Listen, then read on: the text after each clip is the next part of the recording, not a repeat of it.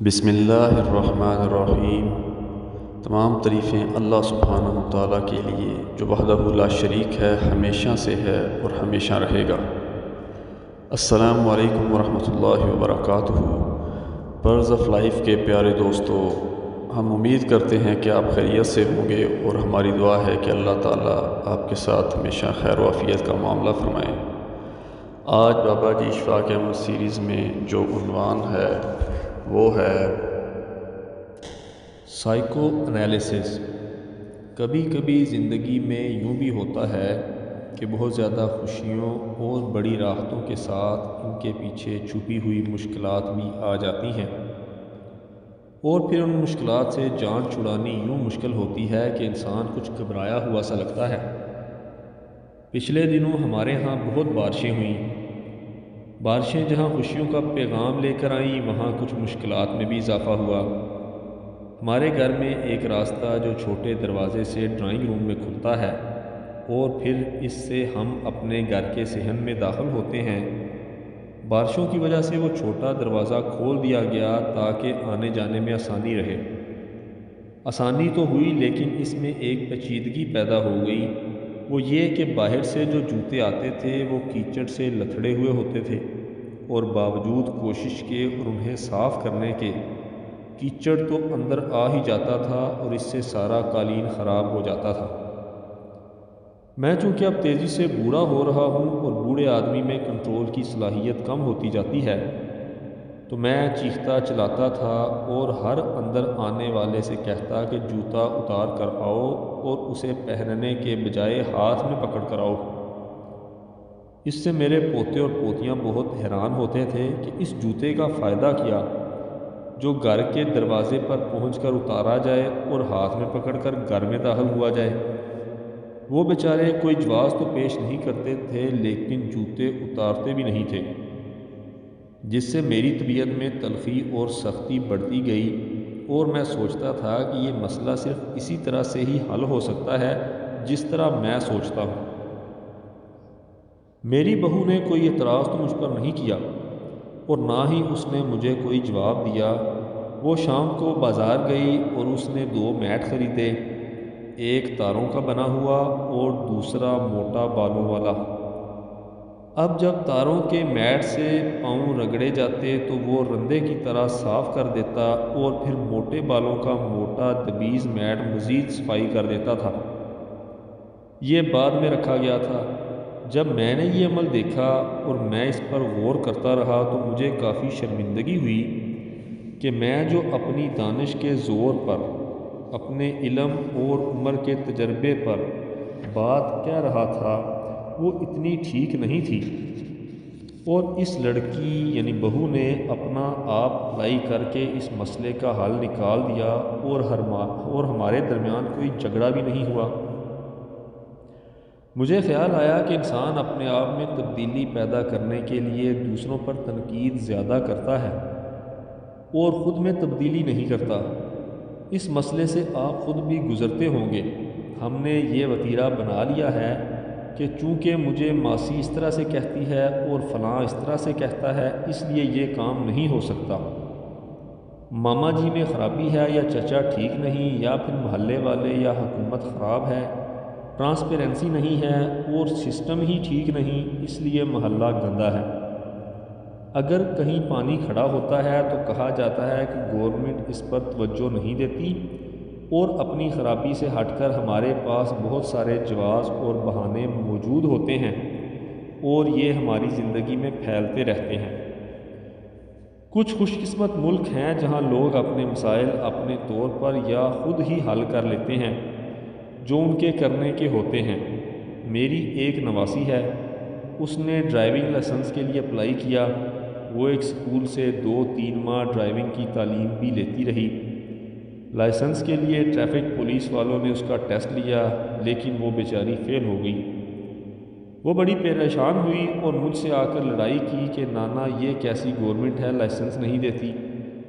وہ خود میں خرابی تسلیم نہیں کرتی تھی، بلکہ اسے سسٹم کی خرابی قرار دیتی تھی۔ 1 ماہ بعد اس نے دوبارہ لائسنس کے لیے اپلائی کیا۔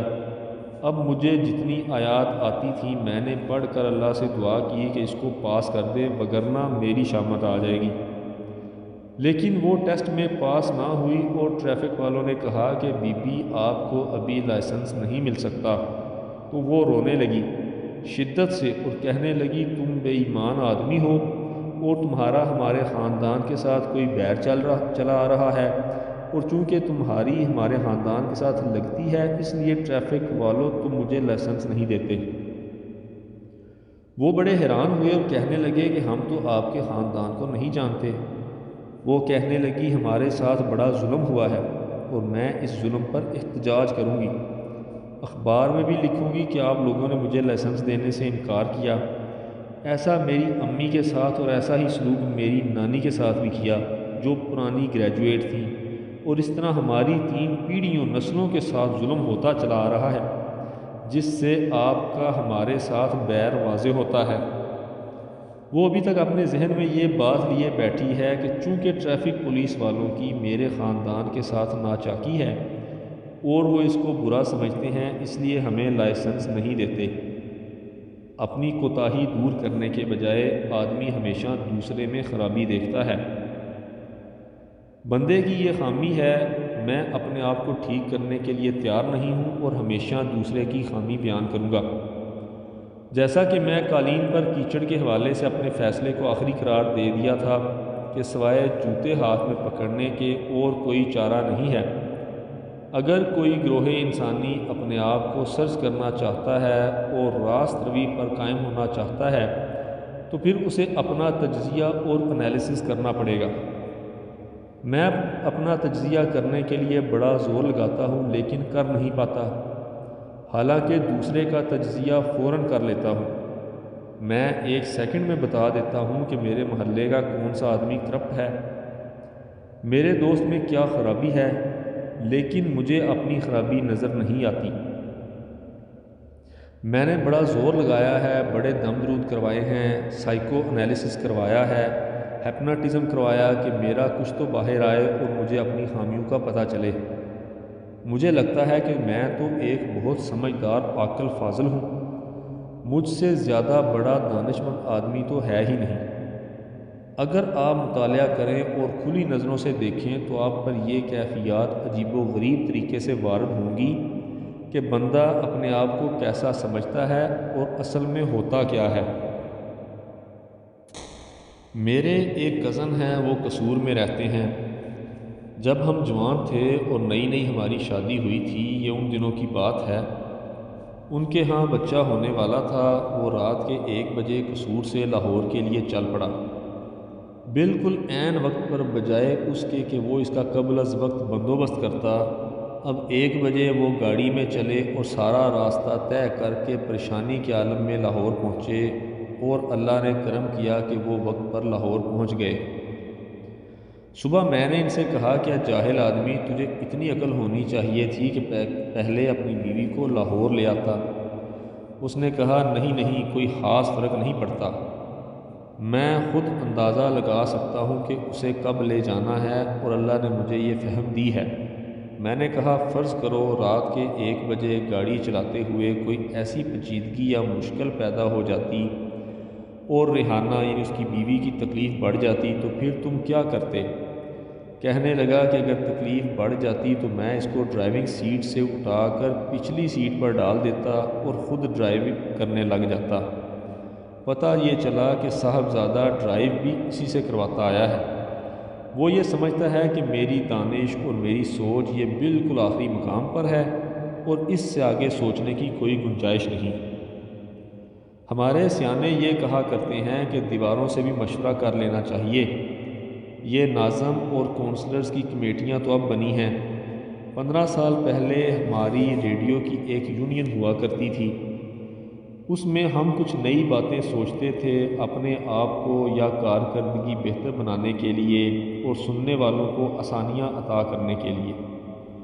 اس دور میں ریڈیو کا خاصا کام ہوا کرتا تھا۔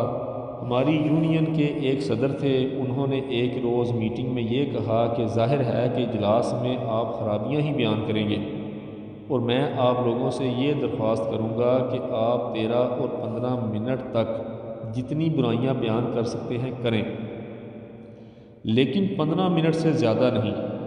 اور جو اصحاب اپنا موقف تقریر میں بیان نہیں کر سکتے وہ یہ آسان کام کریں کہ 13 گالیاں دیں اور کھڑے ہو کر اچھی گندی بری گالیاں کھٹا کھٹ دے کر بیٹھ جائیں، کیونکہ کسی نے ہمیں کوئی تعمیری چیز تو بتانی نہیں، نقص ہی نکالنے ہیں، اور بہتر یہی ہے کہ آپ ایسا کر لیں۔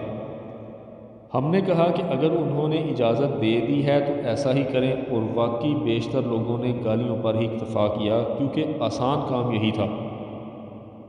آپ لوگوں نے اب بھی اخبارات میں دیکھا ہوگا کہ تعمیری کام کیسے کیا جائے کے بجائے ہم زیادہ تر تنقید ہی کرتے ہیں اور حل پر زور کم دیتے ہیں۔ یہ مشکلات بہت چھوٹی اور معمولی ہیں، لیکن انہیں کس طرح سے اپنی گرفت میں لیا جائے، یہ کام بظاہر تو آسان نظر آتا ہے، حقیقت میں بہت مشکل ہے۔ جب ہمارا ریڈیو اسٹیشن نیا نیا بنا تھا تو بارش میں اس کی چھتوں پر ایک تو پانی کھڑا ہو جاتا تھا، اور دوسرا کھڑکی کے اندر سے پانی کی اتنی داریں آ جاتی کہ کاغذ اور ہم خود بھی بھیگ جاتے۔ ایک روز ایسی ہی بارش میں ہم سب بیٹھ کر اس کو تعمیر کرنے والے کو صلواتیں سنانے لگے کہ ایسا ہی ہونا تھا، بیچ سے پیسے جو کھا لیے ہوں گے وغیرہ وغیرہ۔ ہمارے ساتھ ہمارے ایک ساتھی قدیر ملک، وہ صوتی اثرات کے ماہر تھے، وہ سائیکل بڑی تیز چلاتے تھے، دبلے پتلے آدمی تھے۔ وہ تیز بارش میں سائیکل لے کر غائب ہو گئے۔ ان کے گھر میں پرانا کنستر کا ایک ٹکڑا پڑا تھا، وہ اسے لے آئے، اور چھت پر انہوں نے کنستر کے ٹکڑے کو ٹیڑھا کر کے ایک اینٹ نکال کر فکس کر دیا۔ اس طرح پر نالا بن گیا، اور چھت کا اور بارش کا پانی کمرے میں آئے بغیر شر کرتا باہر گرنے لگا۔ ہم نے کہا کہ بھائی یہ کیا ہو گیا؟ ابھی بوچھاڑ اندر کو آ رہی تھی تو قدیر ملک کہنے لگا پتہ نہیں کیا ہو گیا، لیکن اب تو ٹھیک ہو گیا ہے، بیٹھ کر کام کرو۔ بڑے برسوں کے بعد جب ریٹائرمنٹ کے بعد کبھی چائے وائے پیتے ان سے کسی شخص نے اس حوالے سے پوچھا تو اس نے اصل بات بتائی۔ عرض کرنے کا مطلب یہ تھا کہ جب ہم روحانی دنیا میں داخل ہوتے ہیں تو جب تک پہلے زندگی کے روزمرہ کے مسائل حل نہیں ہوں گے تو آپ روحانی دنیا میں داخل ہو ہی نہیں سکیں گے، اس لیے کہ یہ مرحلہ گزار کر پھر راستہ آگے چلے گا۔ رفو آپ جب ہی کر سکیں گے جب نانی اماں کی سوئی میں داغا ڈال کر دیں گے، اس کو تو نظر نہیں آ رہا، پھر رفو ہوگا، پھر وہ اماں وڈی آپ کو رفو کر کے دے گی۔ ہم یہ چاہتے ہیں کہ ہم روحانی دنیا میں کوئی ایسا فعل اختیار کر لیں، کوئی ایسا ورد وظیفہ کر لیں کہ فٹافٹ دودھ کی بارش ہونے لگے اور ہم کو روشنیاں نظر آنے لگیں۔ ایسا ہوا نہیں کبھی، جانا اسی روزمرہ کی زندگی کے راستے سے پڑتا ہے، چھوٹے دروازے کے قالین کے اوپر سے ہو کر گزرنا پڑتا ہے، اور پکڑی جائے گی گردن اشفاق صاحب کی کہ تم نے کیا غلط راستہ نکالا تھا، قالین صاف رکھنے کا۔ اگر کسی مقام پر بھی لوگوں کو تکلیف ہوتی ہے تو آپ روحانی دنیا میں داخل نہیں ہو سکتے، کیونکہ اللہ کریم کو اپنی مخلوق بڑی پیاری ہے۔ جب تک مخلوق کا احترام نہیں ہوگا بات نہیں بنے گی۔ آپ اکثر دیکھتے ہیں آس پاس کے احترام انسانیت اور احترام آدمیت کا فقدان ہے۔ اس میں پاکستان بیچارے کی کوئی خرابی نہیں، اصل وجہ یہ ہے کہ ہم ان لوگوں سے سیکھ کر آئے ہیں جہاں چھوت چھات مذہب کی حیثیت رکھتا ہے۔ بھارت میں 32 کروڑ کے قریب انسان ہیں جو ان ٹچیبل کہلاتے ہیں، یعنی اچھوت، ان کو ہاتھ نہیں لگا سکتے۔ وہ بھی عام بندے ہیں، عام لوگوں جیسے ان کے ہاتھ منہ ناک کان ہیں، بڑی محنت سے کام بھی کرتے ہیں، لیکن ان کے لیے حکم ہے کہ انہیں ہاتھ نہیں لگانا، اور جب ان کے قریب سے گزرنا ہے تو ناک پر رومال رکھنا ہے۔ ہم نے پاکستان تو بنا لیا ہے، لیکن ہم یہ تصور ساتھ لے کر آ گئے ہیں۔ احترام آدمیت کا جو اللہ نے پہلا حکم دیا تھا اس پر کاربند نہیں رہ سکے۔ جب یہ ہی نہیں ہوگا تو پھر آپ اگر روحانیت کی دنیا میں داخل ہونا چاہیں گے، کسی بابے کو ملنا چاہیں گے، کسی اعلیٰ عرفہ سطح پر ابھرنا چاہیں گے تو ایسا نہیں ہوگا، کیونکہ درجات کو پانے کے لیے بڑے بڑے فضول نالائق بندوں کی جوتیاں سیدھی کرنا پڑتی ہیں، اور یہ اللہ کو بتانا پڑتا ہے کہ جیسا کیسا بھی انسان ہے میں اس کا احترام کرنے کے لیے تیار ہوں، کیونکہ تو نے اسے شکل دی ہے۔ دیکھیے نا، جو شکل و صورت ہوتی ہے میں نے تو اسے نہیں بنایا یا آپ نے اسے نہیں بنایا، بلکہ اسے اللہ تعالیٰ نے بنایا ہے۔ میری بیٹیاں بہویں جب بھی کوئی رشتہ دیکھنے جاتی ہیں تو میں ہمیشہ ایک بات سنتا ہوں کہ بابا جی لڑکی بڑی اچھی ہے، لیکن اس کی چھب پیاری نہیں ہے، پتہ نہیں یہ چھب کیا بلا ہوتی ہے، وہ ان کو پسند نہیں آتی اور انسان سے کوئی نہ کوئی نقص نکال دیتی ہے۔ میں انہیں کہا کرتا ہوں کہ اللہ کا خوف کرو، شکل و صورت سب کچھ اللہ تعالیٰ نے بنائی ہے، یہ کسی جوتا کمپنی نے نہیں بنائی۔ انسان کو تم ایسا مت کہا کرو، ورنہ تمہارے نمبر کٹ جائیں گے اور ساری نمازیں روزے کٹ جائیں گے، کیونکہ اللہ کی مخلوق کو آپ نے چھوٹا کیا ہے۔ تو یہ مشکلات ہیں، گو یہ چھوٹی سی باتیں تھیں، لیکن چھوٹی باتوں میں سے بڑی باتیں پیدا ہو جاتی ہیں کہ جب تک میں اور آپ احترام آدمیت کا خیال نہیں رکھیں گے اور اپنے لوگوں کو، پاکستانیوں کو عزت نفس نہیں دیں گے، روٹی کپڑا کچھ نہ دیں، ان کو عزت نفس، ان کی عزت نفس انہیں لوٹا دیں۔ مثال کے طور پر آپ اپنے ڈرائیور کو سراج دین صاحب کہنا شروع کر دیں اور اپنے ملازم کے نام کے ساتھ صاحب کا لفظ لگا دیں۔ جب تک یہ نہیں ہوگا اس وقت تک ہماری روح کے کام تو بالکل رکے رہیں گے اور دنیا کے کام بھی پھنسے ہی رہیں گے۔ اللہ آپ کو آسانیاں عطا فرمائے اور آسانیاں تقسیم کرنے کا شرف عطا فرمائے، آمین۔